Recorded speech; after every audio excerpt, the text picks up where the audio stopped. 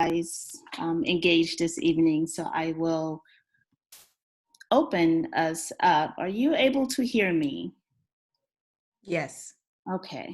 Sorry, Dale, you're just so pretty right now. I do what I can. Thank you. I'm getting all face right now. I love it. I love it.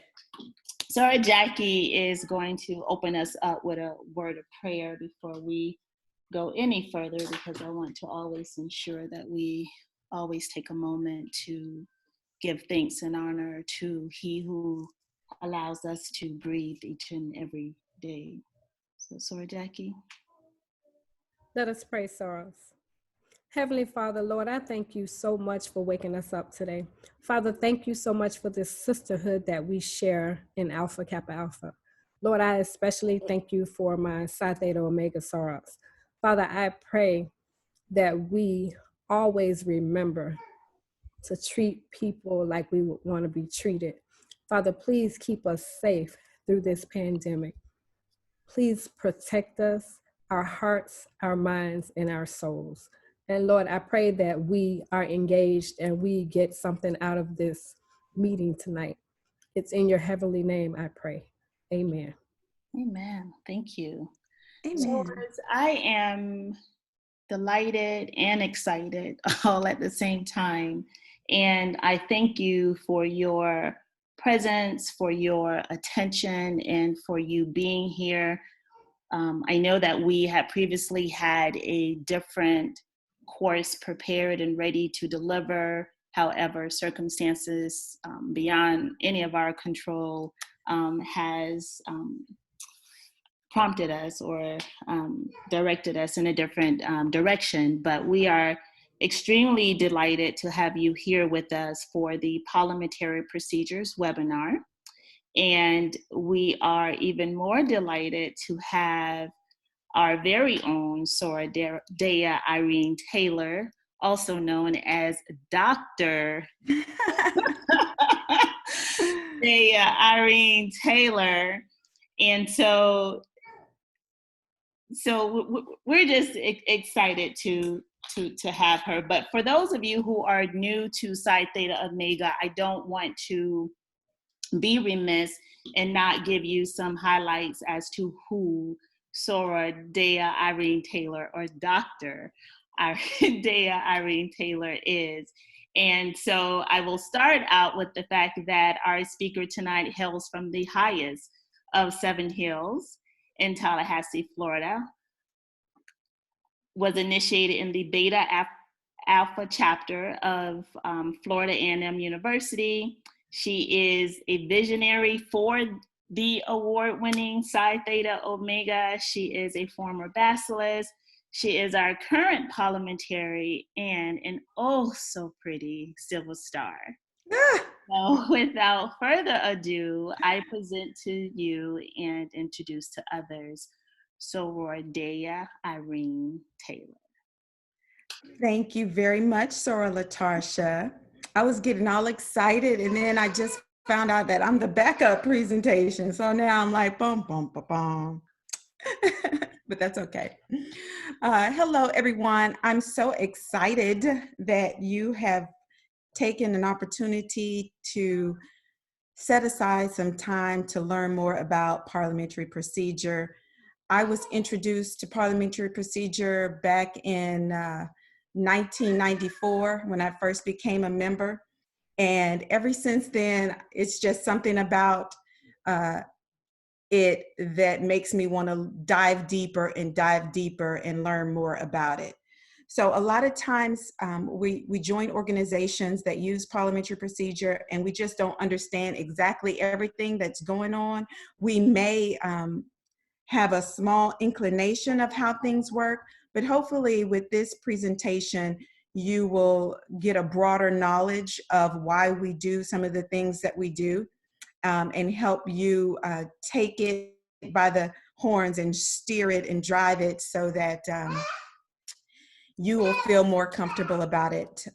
And when we're in meetings, you can just take control and take charge. As Sora Latarsha said, I'm Soraya, and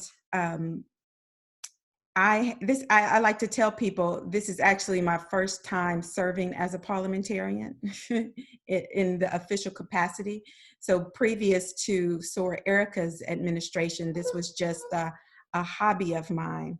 But I'm very pleased to be able to serve Psi Theta Omega in this capacity. I love our organization, and I especially love our Psi Theta Omega. I have my contact information on this particular slide, so if you have any questions or comments, you can, oh, please excuse the baby in the background, my apologies. He's kind of loud sometimes. But if you have any questions, feel free to contact me. If you don't get my information down right now, or if you decide to contact me later, I do have another slide towards the end of the presentation that has my contact information on it. So let's get right into it. The workshop objectives for today are listed here on this slide. I want you to have a general understanding of parliamentary procedure and the purpose and importance of its use during assembly meetings. We're also going to discuss the 5 principles of parliamentary procedure, and we're going to identify the steps involved with presenting and disposing of motions and learn exactly what are motions and how do we work with motions. Motions rank in various types, and so we will also differentiate the types of motions. We'll also discuss the various methods for voting, and I'm going to touch on certain basic parliamentary terminology that you should know as a beginner. And again, with everything that we discuss in this particular workshop, you can always learn at least 30 pages more about it if you want, or you can pick up the phone and call me and we can chat. The last thing I added to this presentation was discussing important tips for electronic meetings. I'm sure that all of you have dived headfirst into a pool of virtual meetings, whether it be with Alpha Kappa Alpha or other organizations during this pandemic. So we need to make sure that we are protecting the voices of the body while we are having these electronic meetings. So I put in some tips for parliamentary procedure in electronic meetings. All right.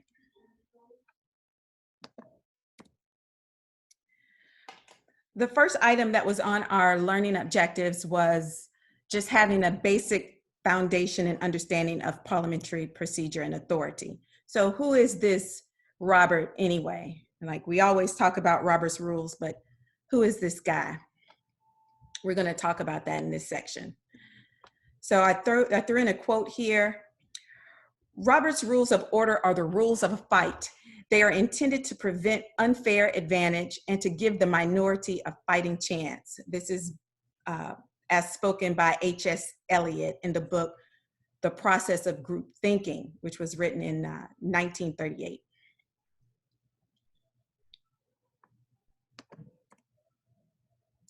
So here it is. General Henry Martin Robert. He first published parliamentary procedure book, his manual for parliamentary procedure in 1876. I mean, that's a very long time ago. Robert's Rules of Order was the title, and it remains to this day the most common parliamentary authority in the United States.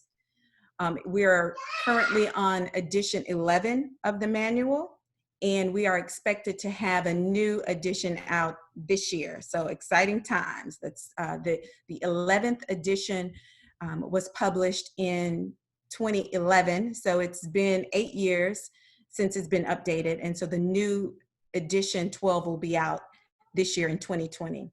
And the nerd in me would like to tell you that General Robert is the son of the first president of Morehouse College. So I always find that very interesting.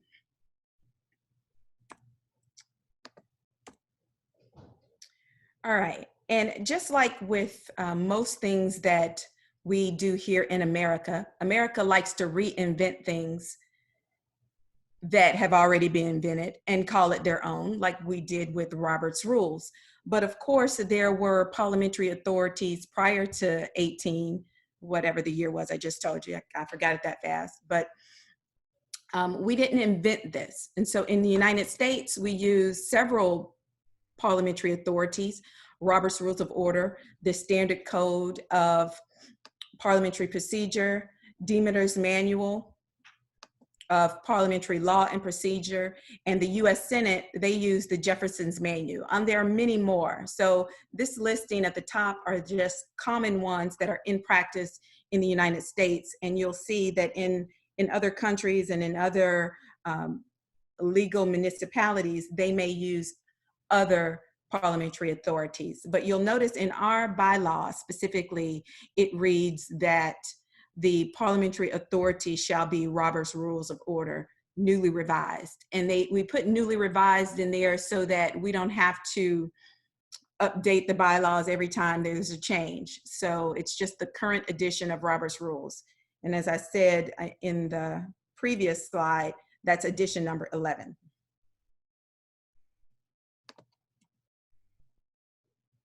So to end on this note, the key concept here is that Robert's Rules is for fairness and equity, okay? And so I just gave you the who, now we're gonna go with the why. And why do we do this? Why do we have parliamentary procedure? What is the foundation of it? What's to its core? And there are 5 principles. And here they are on the slide. The first one is to make sure that individuals in an assembly discuss subjects one at a time.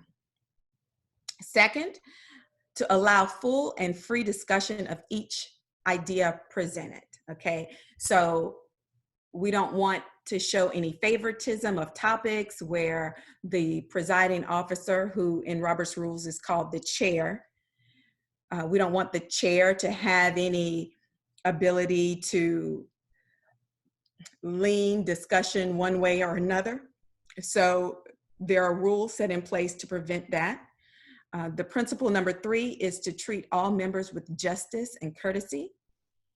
And a lot of these are common sense types of things, but sometimes things get very heated, and I'm sure that you've seen some heated conversations or debate in Alpha Kappa Alpha meetings, no less, and in some of our other organizations that we're members of. I'm sure that you've had a need to use parliamentary procedure.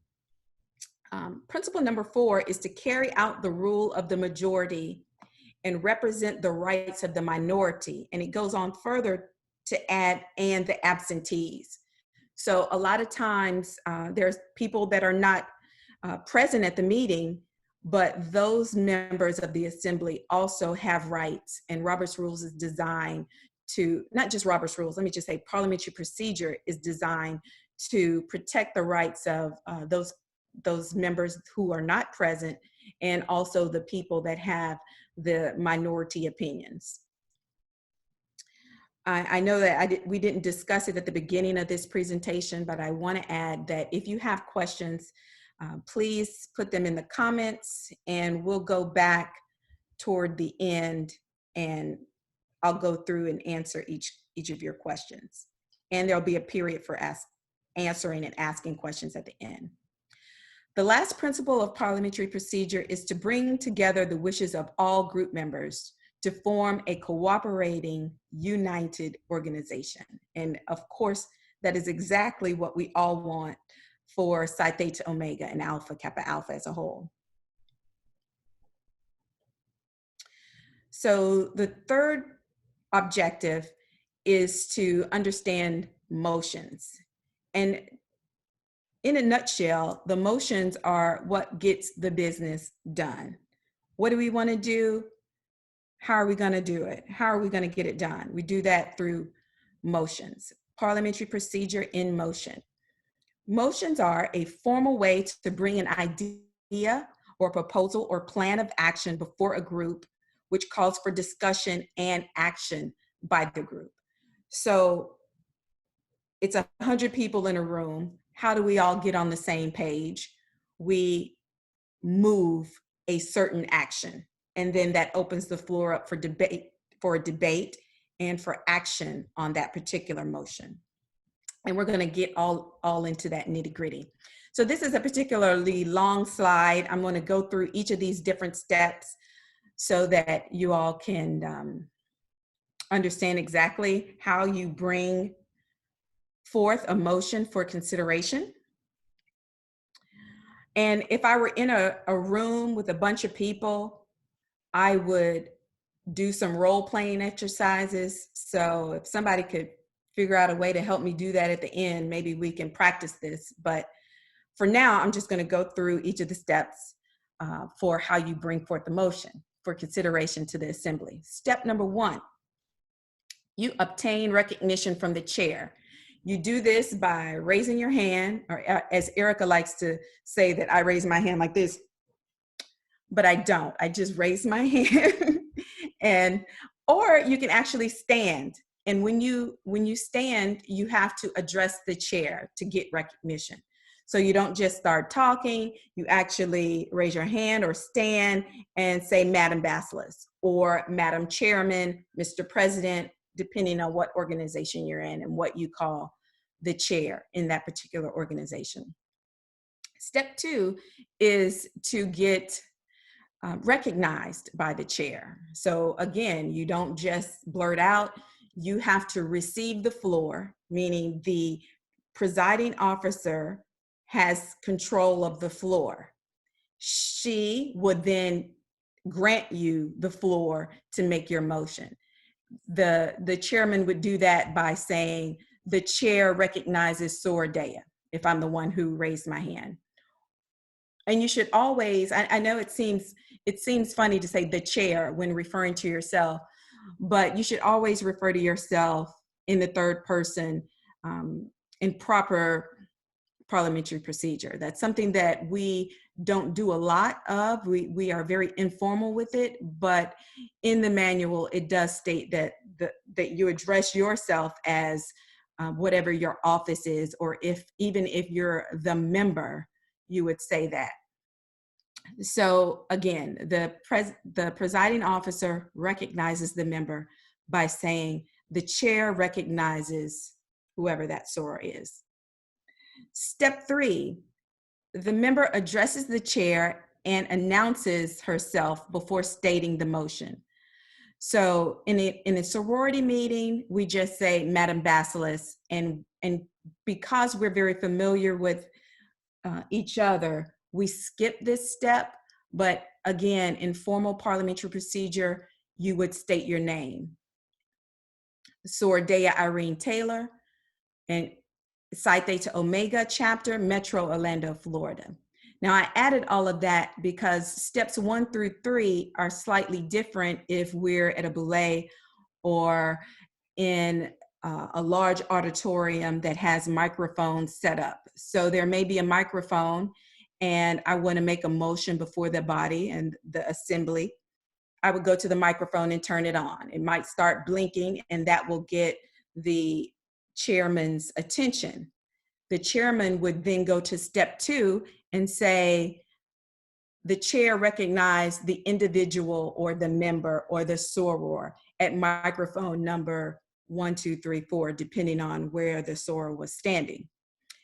If you are representing Psi Theta Omega at a boule or at a regional conference and you're the soror at the microphone, when the chair grants you the floor, you would greet the chair by saying, Madam Regional Director, or Madam Supreme Basilis, or if it's whoever is running the actual meeting. If it's a cluster, then Madam Cluster Coordinator.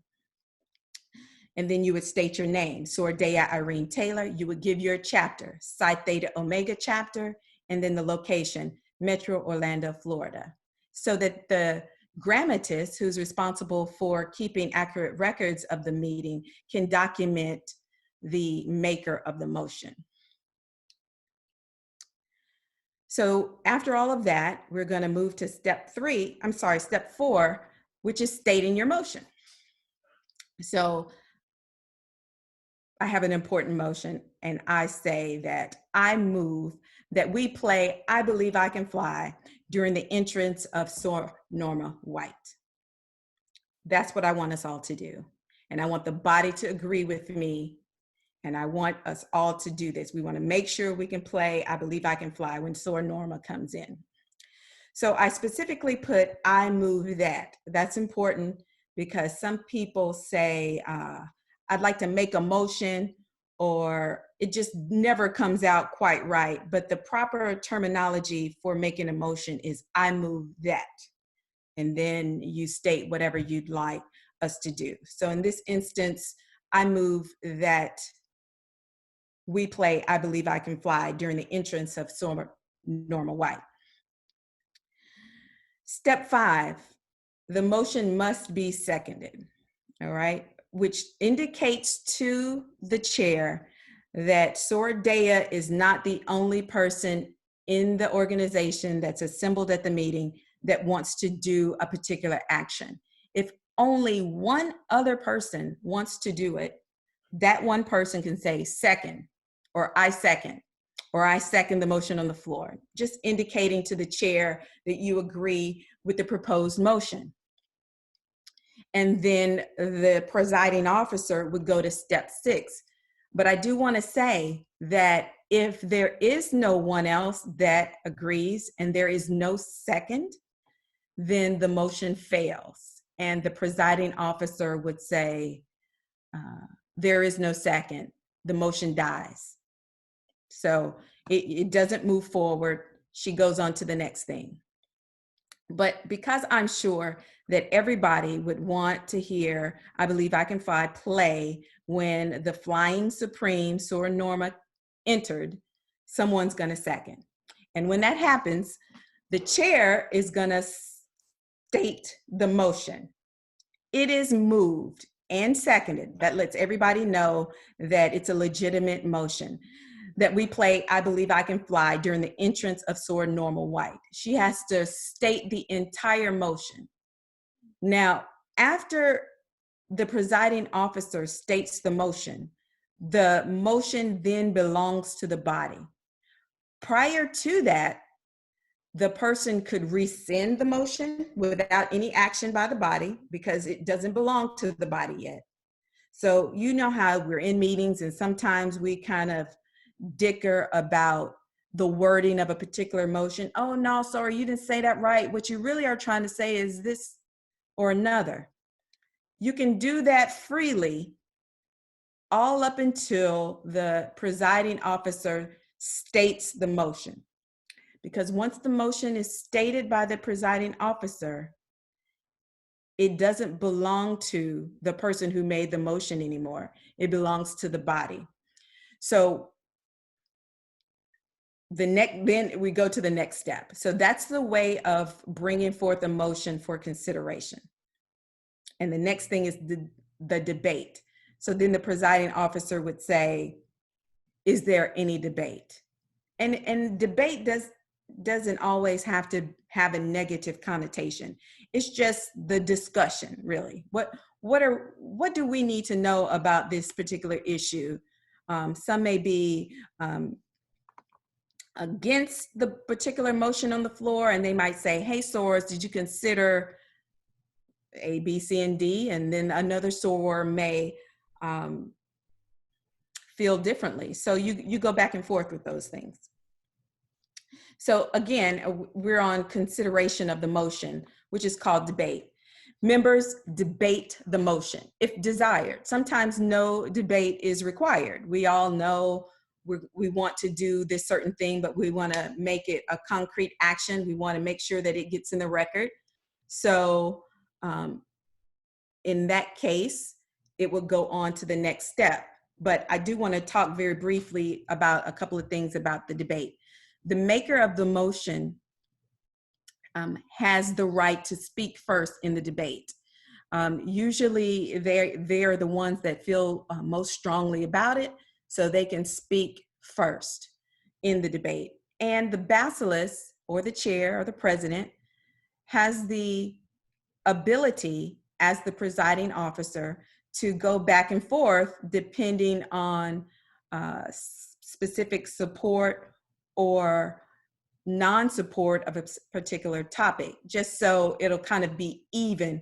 And you can read the room if you're presiding over a meeting. You can kind of see who is in favor of the motion, who's not in favor, just so you can kind of balance the discussion so everyone can hear all sides.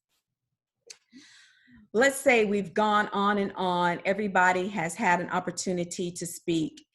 Then you may have heard someone say, question, which is a way for individuals to end debate. So it really should be a formal motion that I move for the question. And so a lot of times we do this very informally, and Madam Basilisk will say, are y'all ready for the question? And people nod and say, yes, we're ready. Or, no, I'm not ready. I have another question. So once the debate has ceased, the chair does what's called putting the question. That's what, I don't know who came up with this wording. Maybe we can blame Henry Robert, or we can blame the Parliament in England. But putting the question is just the presiding officer saying to those present, here is the motion on the floor that you'll be voting on. And they do that by restating the motion. The motion on the floor is, and they restate it. And then you take the vote. In this particular example, I'm using voice vote, which is just a call out of ayes and no. So the presiding officer would say, all those in favor of, and we should really read out the entire motion at this point. All those in favor of playing I Believe I Can Fly when Soar Norma enters, say aye. All those opposed to, and then say the motion again, say no. And the formal wording is no, not nay, it's no. But here again, things get passed along generation to generation, and we're very comfortable saying all those in favor say aye, and all those opposed say nay, but it's actually no. And then the chair announces the result of the vote based on if she hears a bunch of ayes, or if everybody says no. And that is documented in the records, in the minutes. Jot down your questions as we go so that I can go back to it. Number 4, classifications of motions. There's rank and there is a pecking order to different motions, and I want you to understand how they work and how they're used. The main motion, like the one I gave in the previous example, is a motion whose introduction brings business before the assembly. So it's an action brought forth for all to consider. That's the main motion. Now, a subsidiary motion is a motion that assists the assembly in treating or disposing of a main motion. So, for example, if we went back and forth on the motion and then the basilisk stated the motion and it belonged to the assembly, and then after someone decided that they want to make a change, no, we're in this Me Too movement, we're not going to play I Believe I Can Fly, we should play, and then they bring up another song. That is a subsidiary motion, because then we're going to say, okay, I'd like to strike I Believe I Can Fly and insert your other song recommendation. That's called a subsidiary motion. And then you would go through that entire process of all those in favor of striking I Believe I Can Fly with, can somebody jump in and say another song so I'll know what I can say here? Anybody? I'm every woman. I'm every woman. That's a good one. Okay, thank you. We're going to strike I believe I can fly and add I'm every woman. Someone else is going to second that. And so we have debate on whether or not we want to do that. It goes back and forth. It's a debate. The basilisk can weigh the options and pick on different people that have different ideas about why we should vote for one thing or another. And then once that subsidiary motion is addressed, because she's going to ask for ayes and noes, and if it passes, then the new main motion on the floor, going back up to the very first one on this slide, would be, I move that we play I'm Every Woman during the interests of SOAR Normal White. Does everybody see how that works? Main motion and subsidiary motions. Then there are privileged motions. These are motions that do not relate to the pending business, but have to do with special matters of immediate and overriding importance. All right. So that might be that I move to adjourn.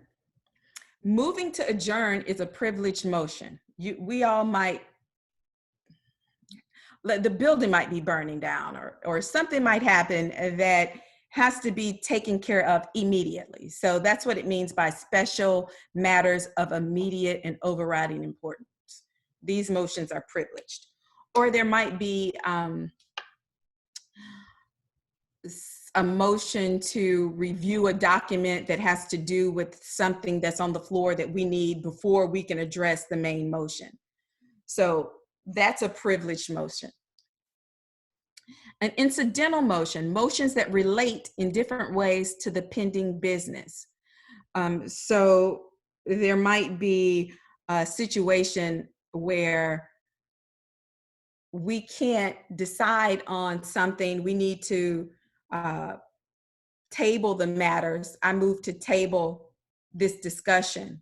So it doesn't dispose of the motion because there's no action of it passing or being rejected that makes it an incidental motion. So it relates to the motion, but in a different way if you're putting it on the table. And we have to address that first before we actually can get to the main motion. So going to the very last one is a bring back motion. And it's actually called a bring back motion. I don't know why they couldn't think of some other comment or some other name for what this type of motion is called, but it's exactly that. It's bringing back motions that were not previously disposed. So if you, a layman's term for that is taking the motion off the table. If we previously tabled discussion or tabled a main motion and would like to bring it back, maybe we referred a previous motion out to a committee. We'd like to refer this decision to the membership committee. And the membership committee needs to go back and review it and bring a recommendation back to the body. Say we did that and the membership committee had this particular item, but they didn't make a recommendation and it has to come back before the body for us to make a decision in that particular meeting, then we would put forth a bring back motion so that the body could address that particular motion.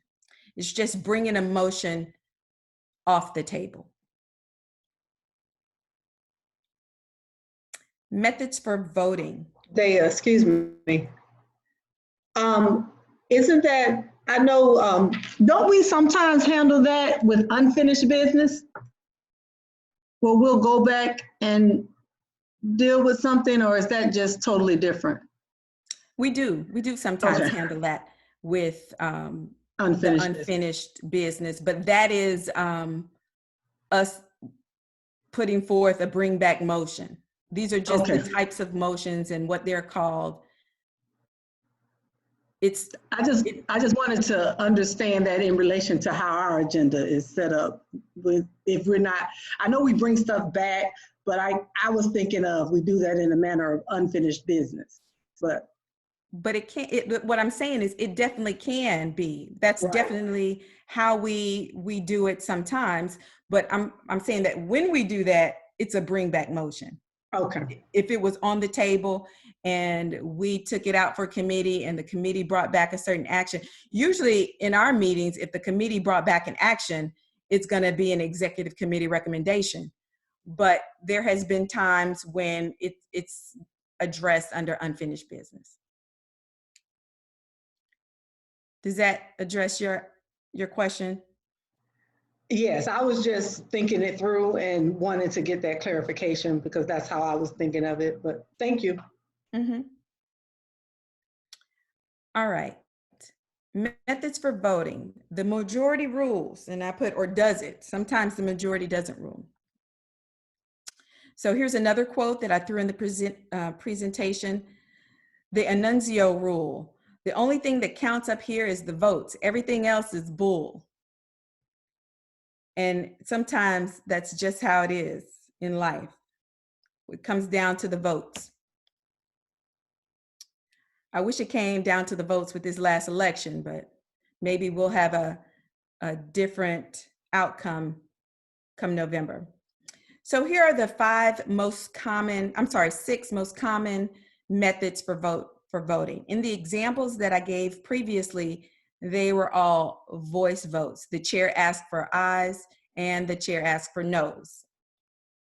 And the chairman, if you're ever a chair, maybe you haven't served in the chair capacity yet, but you'll listen to the ayes and you'll listen to the noes to kind of see which is louder. And sometimes it's very subjective because the people that disagree yell to kind of make it sound like there's more. And so you have to gauge that. And sometimes it's very difficult to do that. And then you would move to what should be a rising vote. We don't do this in Psi Theta Omega. We verify voice votes with a show of hands, but in Robert's Rules of Order, it does say that we should do a rising vote to verify voice votes. And that would be where the presiding officer would ask those in favor of the motion to rise instead of showing hands. They would actually stand up. And I'm sure you've seen us going around counting hands and we say, is your hand up? Are you raising your hand? No, sir, I'm just scratching my nose or something. And that's why they should actually stand up. If you're in a meeting and you rise, you are intentionally saying that I am in favor of this particular motion, or I'm not, because after we count all the people rising, then they would do the same for those that are opposed to the motion. And excuse me 1 second, Soros.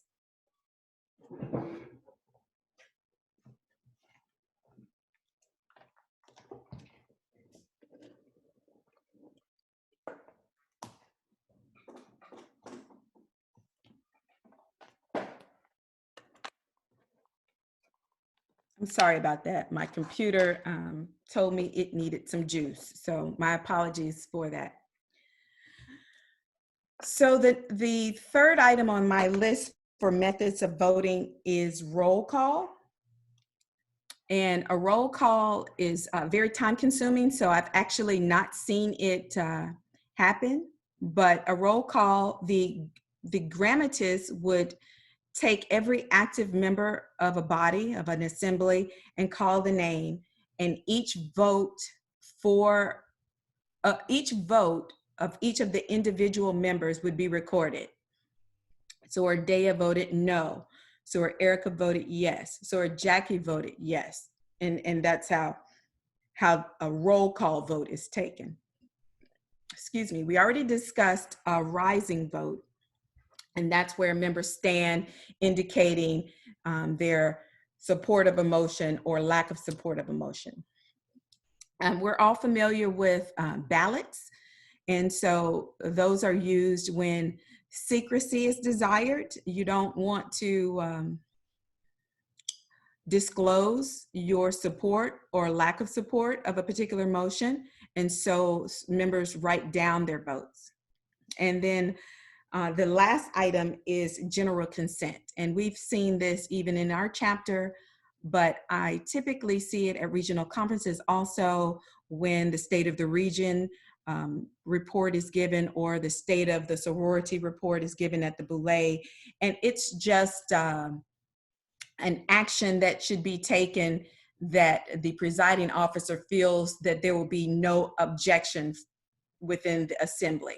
So if she feels like everyone is going to agree with this, she may say, can we approve this motion by general consent?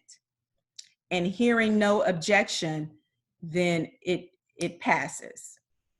Now, of course, if there is any objection, then we'd have to go through one of these other methods for voting. But if there's no objection, we can move forward. And sometimes it's a way to just consolidate the time. Maybe you're running low on time, or you're behind and you're trying to catch up. It's a good way to catch up on your meeting time. All right, say what? Basic terminology. And so because I didn't want to have a 3-hour-long workshop, I know you all have other things that you have to do this evening, I have a listing of important terms to know. Now, I could go on and have pages and pages of information to give you on each of these items, but I'm just gonna go through the definitions so that you can kind of have them in your mind. And I'm sure that it has happened to me where you buy a new car, you get something new, and you've never seen it before in your life. But the day that you buy it, then you see them everywhere on the road. It's like, oh, I got that car, and now everybody has that car. Has that happened to you? Because it happens to me all the time. So the same thing happens with learning.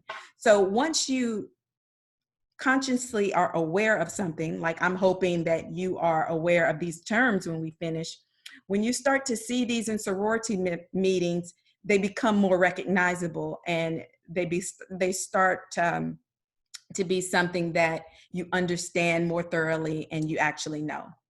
So of course, we've all seen agendas. We know what agendas are. Agendas set the order of business to keep the meeting going. It is a prescribed outline of each item that the presiding officer will go through, and they have to be approved. And every meeting that you go to should have an agenda. And if you are in management, or you're a supervisor and you like to have staff meetings or team meetings, please send your meeting participants an agenda, and not just willy-nilly meet and just say, what am I going to talk about next? Always schedule your meetings with an agenda, even if you're hosting a committee meeting. The bylaws are our governing documents. Notice is required for amendment of bylaws. And I put that there because you can't easily change bylaws. We have to let you know that we're going to have a first reading. The epistolist has to send that out. And then there has to be a second reading before the body can vote to change a bylaw. Now, this is different than the standing rules, which you should also know about. The standing rules can be suspended in a meeting just by a majority vote. So we had to think, when we started Psi Theta Omega, what should be in the bylaws and what should be in the standing rules. If it's something that we don't want the bachelors to be able to change easily, then we're going to make sure we put that in the bylaws. And when we do that, we understand that if it's going to be something that's changed, then it's going to go through the proper notice, and it's going to go through 2 readings before the body will vote on each particular change, before it becomes concrete. And we just went through that process last fall. So it should be fresh on everyone's mind if you were members during that time. The duties of officers. If you're interested in leadership of any organization, not just Psi Theta Omega, you should be able to go to the bylaws and read the section for duties of officers, because it gives detailed descriptions of each office that are listed. I put listen, see there's a mistake, listed in the bylaws. So if you're interested in one that you haven't done before, like if you read parliamentarian, for example, the parliamentarian is appointed by the basileus, and then it talks about the parliamentarian has to be over the bylaws committee. The parliamentarian serves as an advisor to the presiding officer, who's the basileus. And you can get that for epistolis, you can get that for the hotagus, you can get that for grammatis, anti-grammatis, cuneus grammatis, tamiochus. They're all listed with their detailed descriptions of their duties in our bylaws. Now the gavel, I put this in here because it's not only used to open and close meetings, but it's also used to maintain order. Sometimes I go around and I tell sorors, shh, could you lower your voices? We can't hear in the front because there's a lot of noise in the back. Sometimes I'm going to lean over and I'm going to tell Madam Basileus to use her gavel to regain order in the meeting, because that is what the gavel is for. And we all respect it. Whenever we hear it, our ears perk up and we listen. And so we need to be more respectful of the gavel and understand that it's designed to maintain the order of the meetings. Majority. The definition of a majority is more than half of the members who are present and voting. It sounds like, duh, of course, that's the majority, more than half. But sometimes people would say 50% plus one, which is different than more than half. I know it's splitting hairs, but it's more than half is what a majority is. And it's of the members who are present and voting. I recall being in an organization where, the ugliness always comes out of people during times of voting. And I was in an organization where a particular clique or group within the organization decided that they did not want to vote because they believed that you were unable to get a majority vote if half the people didn't vote, because there would be no way to get a majority. But the majority, as it is written in Robert's Rules, specifically states that it only includes the people who are present and voting. So if you abstain, it's not a vote and you're not counted. So you have to know these things. And I think maybe that might have been my entree into Robert's Rules, just reading these things so I would know how not to get taken advantage of in a meeting. So if there is 100 people and 50 people abstain and 50 people vote, the majority is 26 people. That's all you need, 26 votes, and the motion would carry. And if you have questions about that, we can talk. Just put the question in the notes. The minutes, believe it or not, minutes are sacred to parliamentary procedure. They represent an accurate record of the actions taken in the meetings. The actions, not the statements. So if the discussion went on for 30 minutes and this source said one thing and this source said another thing and this source said something totally different that had nothing to do with the motion, at the end of the day, the minutes will read that this particular motion was made and seconded, and the action was it either failed or it passed. That's it. So long gone are the days that we capture what every source says and debate in our minutes. It will get too long. It's a 2-hour, sometimes longer than 2-hour meeting. So we don't want to write down a transcript of our meetings. It's just of the actions, okay? And so it's going to attach reports. So if you want the nitty gritty of what the actual report of a particular committee had in it, then you would look at the attachment to the minutes, which has the reports, which is why we request that hard copies of your reports be given to the grammatis so that she can attach them to the minutes. And that's what I was going to discuss down at reporting, but I'll get to that in a second. So underneath minutes, it reads quorum. Quorum is the minimum number of members present at a meeting to conduct official business. So Madam Basilisk is always asking the phylacter if we have enough to make the quorum. And the quorum, the number of people that we need for a quorum is documented in our bylaws. So I've been in some meetings where the number was, I mean, not meetings, but in some organizations where the number for quorum was too high and there was never a quorum. And so there could never be official business. If that's the case, then that organization needs to bring that number down so that they can conduct official business. We actually have very good attendance in Psi Theta Omega, attendance at our meetings. So that's a good thing. And so our quorum is sufficient, I believe. And what I was going to say about reporting, the reporting is indicated in the bylaw. So here's another little nugget. Whatever order the reports are in the bylaws, that's the order that they're supposed to be presented on the agenda.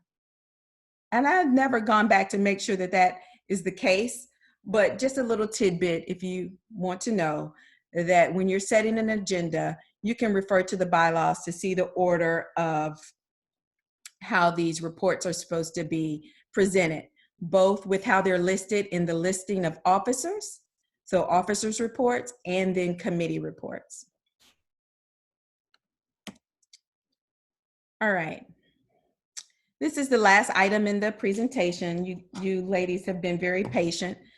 The last item is Guide to Electronic Meetings. So like I said at the start, we are in this COVID environment where we are trapped within our homes and we have to communicate electronically or virtually. So the Robert's Rules of Order Foundation has worked with the National Association of Parliamentarians to put out a guide to electronic meetings. And this is hot off the presses, actually. It just came out less than a month ago. And it includes information that will be put in the Rules of Order, the Robert's Rules of Order 12th edition, which you can see pictured here on my screen. And again, that comes out this year in the fall. So if you're interested, I would wait to get the newly revised copy,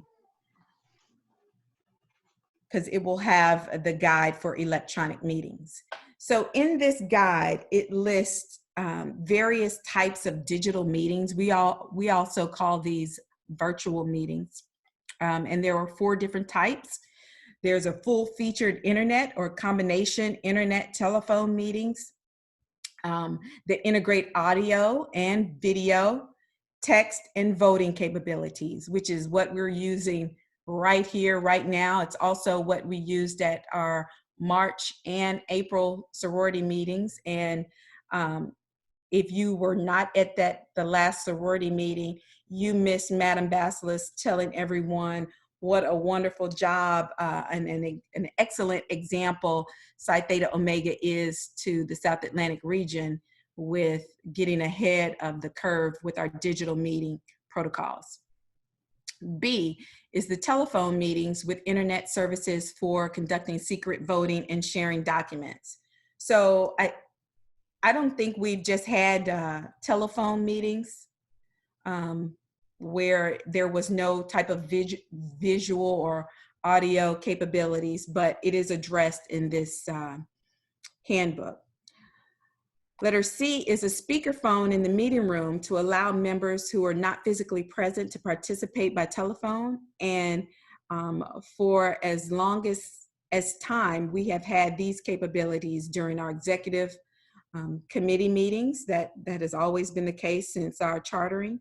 We've had the phone scenario set up for people that wanted to dial into the meeting, where individuals are actually present in a room.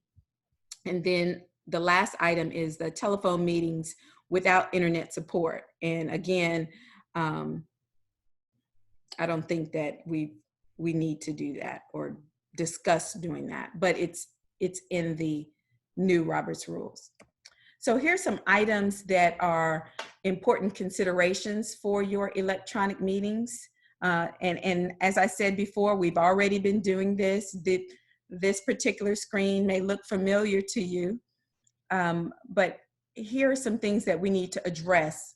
As you know, the corporate office came out with an announcement that we were okay to schedule our meetings electronically.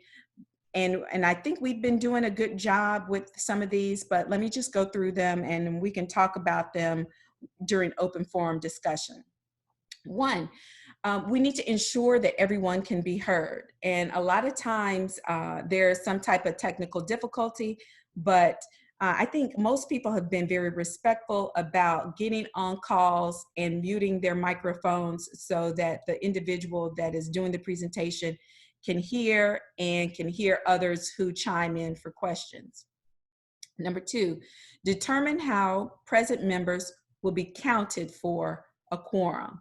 So is the epistolist looking at the login information? Is there an accurate counting of the amount of members who are present in the digital call? We need to determine that in advance so we'll know.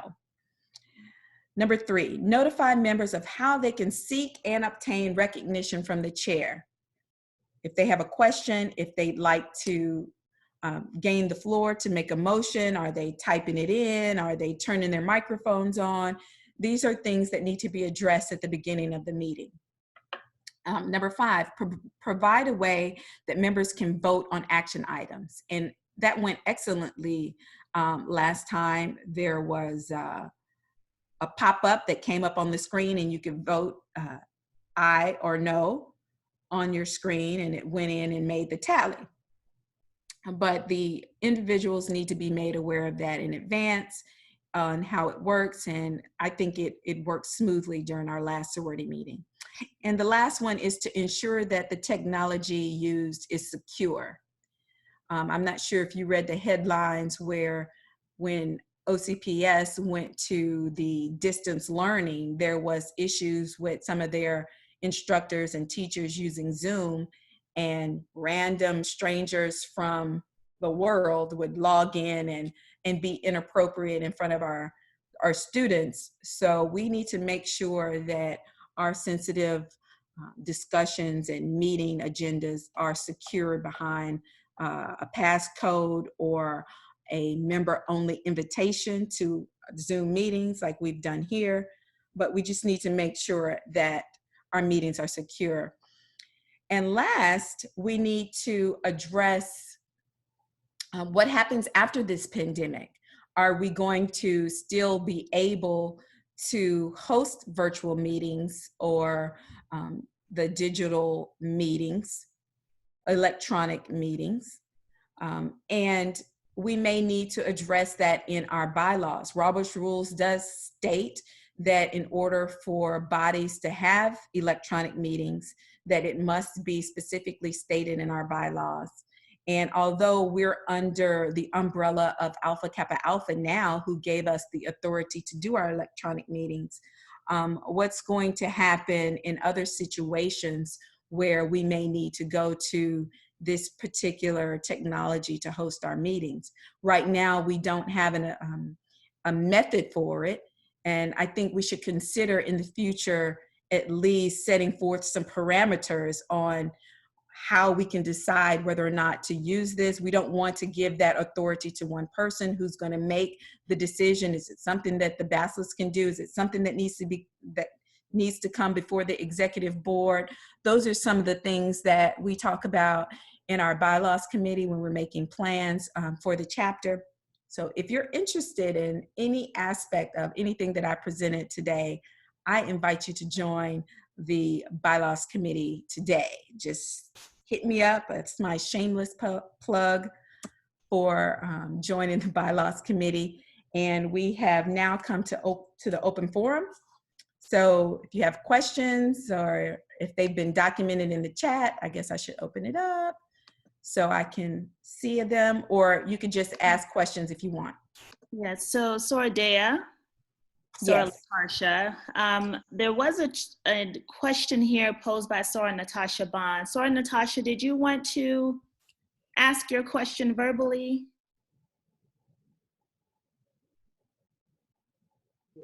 Can you hear me? Yes. Yes, it was toward the beginning, or I think it was the beginning, when you were going over the steps of making a motion regarding the debate or the discussion. My question is the discussion portion offered after every single motion, or just when it's like a hot topic? After every motion. That's part of the process, is to ask for debate. Is there any debate?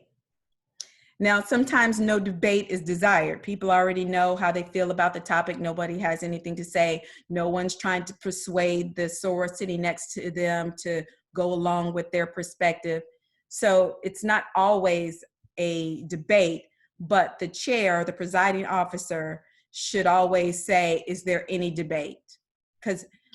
Because that's the right thing to do, to be fair, because if someone has something to say, you want to give them the platform to do so. And Robert's rules outlines how that happens, and it includes asking for debate. And let me just Thank add you. to that. Hello, can you all hear me? Yes. Okay, so what I normally say is there any discussion? So that is Yes. the opportunity for debate. And I say that after every motion. Thank you, Thank Madam you. Bassett. You're doing such a great job. You do Thank ask you. for discussion. Should I say debate instead of discussion? As I should, it doesn't matter. Fine. Okay. It's fine. All right. Thank you. Debate is just what it's called in Robert's rules, but discussion, it's the same. I was just using the formal words. Yes. So Soradea, that was the only question posed in the chat. Soras, are there any other questions? Sorry, Dad, this is Sorry Tamla. I have a question. Hey, Soror Tamala. Hey, I've been in settings where the presiding officer made the motion, and before anyone was recognized, someone blurted out the words, "so moved." Okay. Can you explain that rationale to me? Thank you. Yes. So the first thing I noticed is that you said the presiding officer made a motion. And in Robert's rules, it specifically states that the presiding officer cannot make a motion, and the parliamentarian cannot make a motion.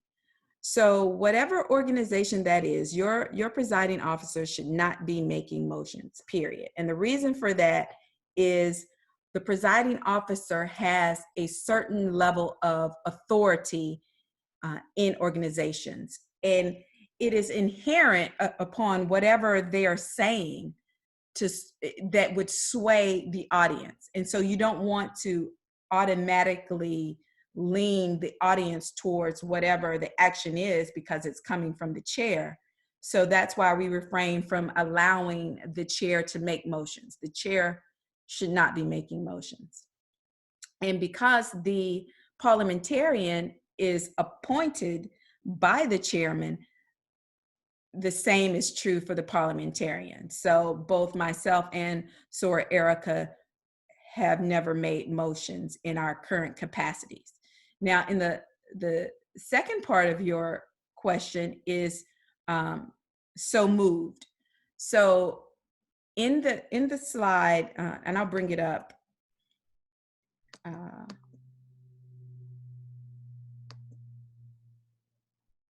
did it go? There it is.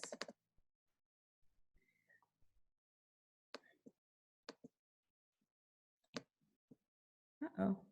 Can you all see this slide again? So under step 4, it's state your motion, and we emphasize that it's I move that. So there should not be a so moved.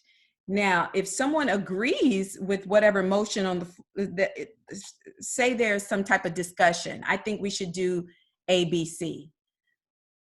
The person that says, I think we should do A, B, C should really just state it in the form of a motion. I move that we do A, B, C. And then there will be no need for someone to say so moved, because that person is stating their motion. And then that other person has the opportunity to second the motion if they agree. So there should be no so moved, and there should be no leaders making motions. Thank you, ma'am. Mm-hmm.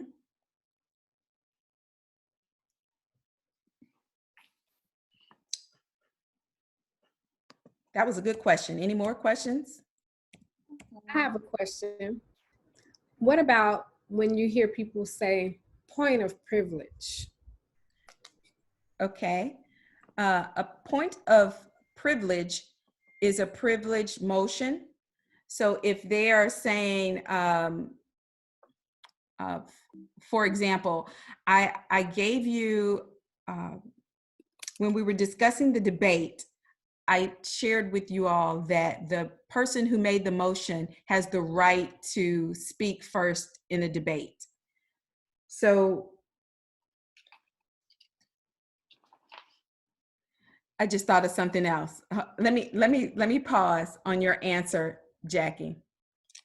So Natasha, you said, is every motion debatable? And I said yes.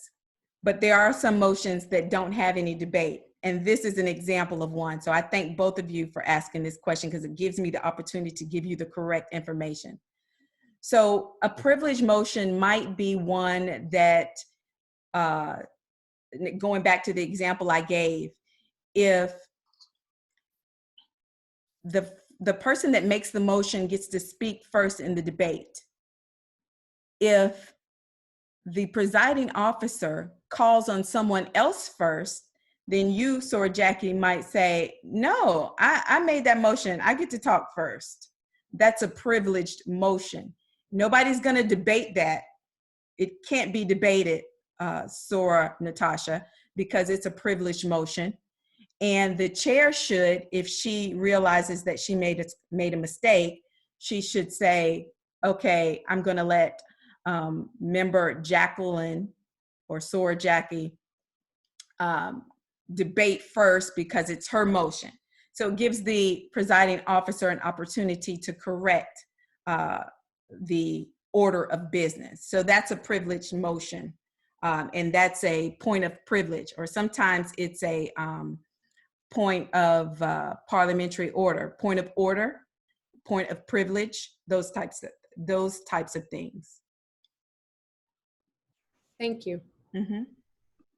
And going back to Sora Natasha's question, there is a listing of items that can be debated and that don't need debate, but I can't think of a situation that we've had in our sorority meetings that caused that, but I can send you an email with that information if you'd like it. Okay, thank you so much. You're welcome. Sorry I didn't say that earlier. It's okay.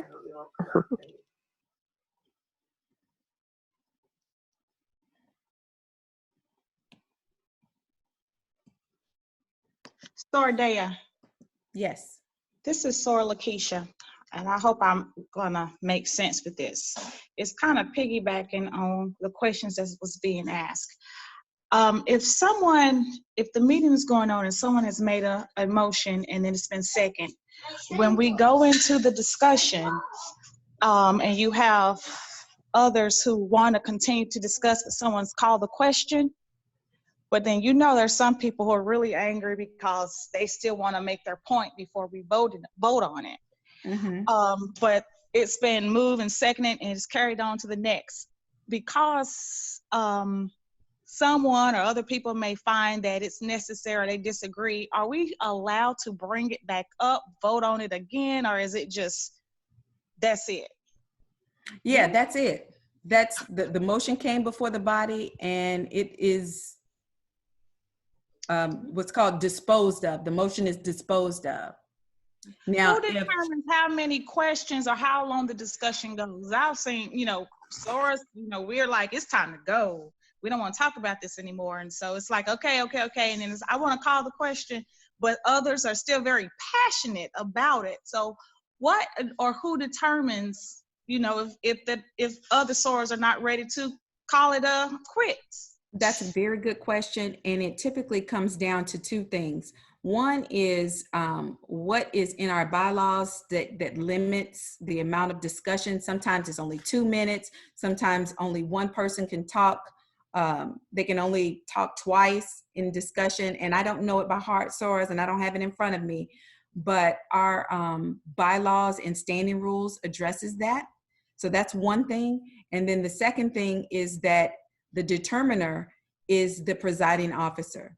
So we have to make sure that we elect fair individuals that understand how to control the discussion, because you're right, sometimes things do go on, and when sources are tired of the discussion, tired of the debate, someone can have a privileged motion to call the question. That's when they say question, and then that stops the debate. And then the basilisk or the presiding officer would say, are you ready for the question? No, I want to say such and such and such and such. She might allow that one time again, but if sources move formally for her to bring forward the question to the body, then all debate ceases and the question is put forth to the body.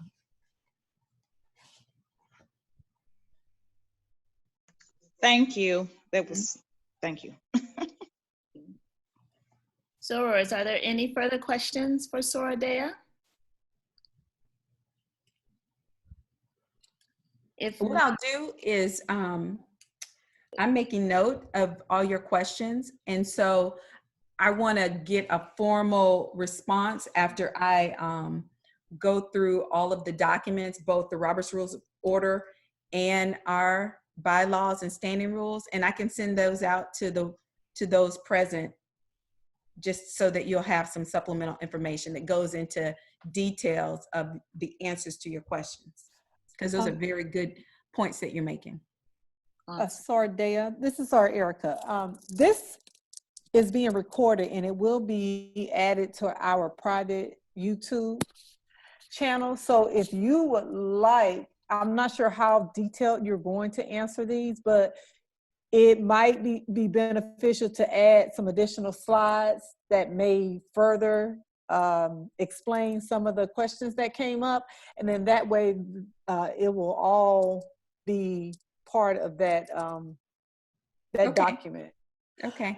So is it video of this presentation, or is it just the slide that's going to be posted? It's going to be the video, but we also can do the PowerPoint as well. And so that PowerPoint presentation can be in there as well, or we can just put it in our important documents or something. We can create a folder for like PowerPoint presentation trainings or something to that effect. So that way that information is there for everyone to see. I would love to do that. Thank you.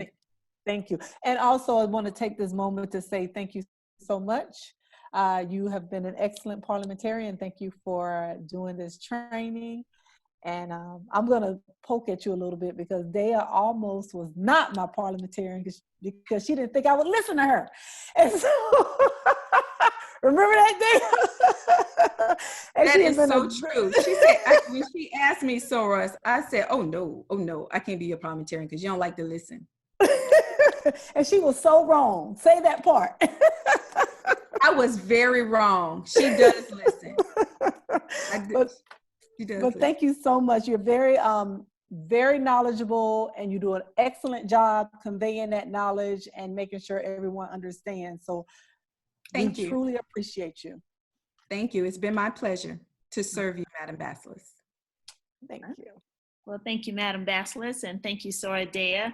Sora, it's just a few reminders before we actually end, and that is for you to please type your first and last name into the chat so that we can prepare your certificate of attendance and have that available to you with the appropriate spelling of your first and last name, if you could do that.